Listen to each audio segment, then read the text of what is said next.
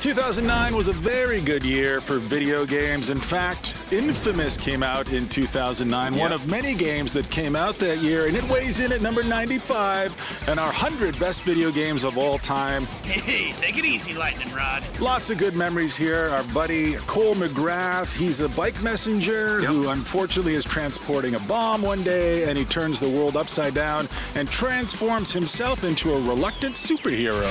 With time, I'm learning to control it. Master it. You must have loved this. Oh my God, I love this game so much. You know, and some could argue that Sly Cooper belongs on our 100 listed around this position more than Infamous does, but I think Infamous really allowed Sucker Punch to escalate and take from all of the learnings that they had acquired in the creation of Sly Cooper and really flip the superhero genre on its head. In fact, I think the Infamous series has done a better job at letting us feel like superheroes than most superhero video games have been able to do, and that's testament to the production quality and the development sort of prowess that that studio has.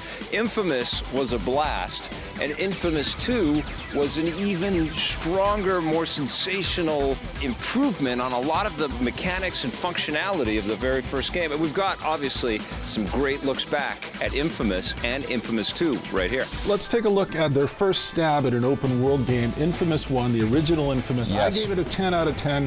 Let's take a look at it in the rearview mirror. How does it look to you? Well, it does look dated, and I think the Sucker Punch folks would say that themselves. I think that there was a lot of learning curve to get that game out the door. But recently we took a look at the Thor games on the show, and the question that I always have whenever you sort of step into the shoes of a superhero is, do you feel like that superhero? And Cole McGrath, he was an empty vessel to me when I first found him, but I felt like a powerful badass. When I played that game, and lightning's flying from my hands, and I'd go into the underworld, and I would just take over big chunks of the city. I would eradicate all the crime and all the bad guys from it. I mean, it was completely exhilarating. Here's Infamous 2. Sucker Punch is back. Cole McGrath is back. Zeke is back. I really enjoyed this game. More than the first? Well, I love the gameplay in this one because everything has been tightened up, and I do feel that this is a really fantastic extension of a lot of the myth and a lot of the fiction that was created in Infamous 1. I do feel, however, that even though the gameplay is tighter and the characters are cool, I liked the overarching story in the first game. The deja vu was a little strong for me. I also, the climbing mechanics were a little problematic, especially after the sort of more fluid climbing mechanics of Assassin's Creed. Definitely better than the first game, though. Everything has been tweaked so that it's a lot easier to play this one. But I also felt like I just wanted to get around the city faster at times, and it is fun to get on the power lines and grind like you could in the first game. You know, one of the coolest power-ups you get is the leash, which lets you kind of become this electric Spider-Man for a while, but that's not till way late in the game, and I could have used that a lot earlier.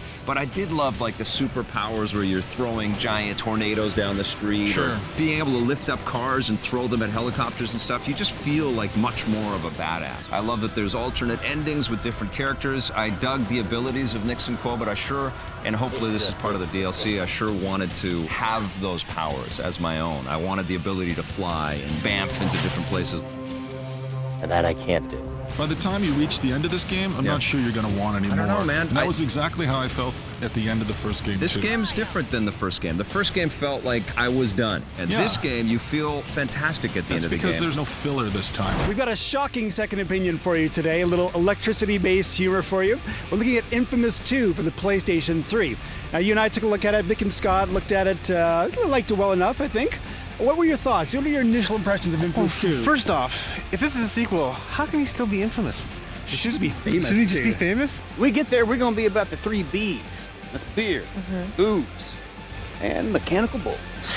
I love the first one, and I think this shows you, you don't need a comic book origin. This is a great new IP. One of the best things about the original game was the controls. They're really rock solid, and in this game, they've just kind of tweaked them a little bit, and it still works and plays pretty great. Wow, a totally fun look back there. And you know what? Still my favorite thing in all of these games is the fact that it lets you decide if you want to be good or bad. Not enough games let us be just openly good and perform acts of charity and heal people. Still my favorite thing in this game is just healing the people who are wounded on the sidewalk. Well, I was really impressed with Infamous 2's ability to have a mission generator, a mission creator there, and allow your other players in the Infamous universe to share all of that work. And of course, we are not done yet. Sucker Punch is hard at work on Infamous Second Son, and I can't wait to play that one. But for now, Infamous, the series, sits at number 95 on the top 100 best games of all time. Congratulations.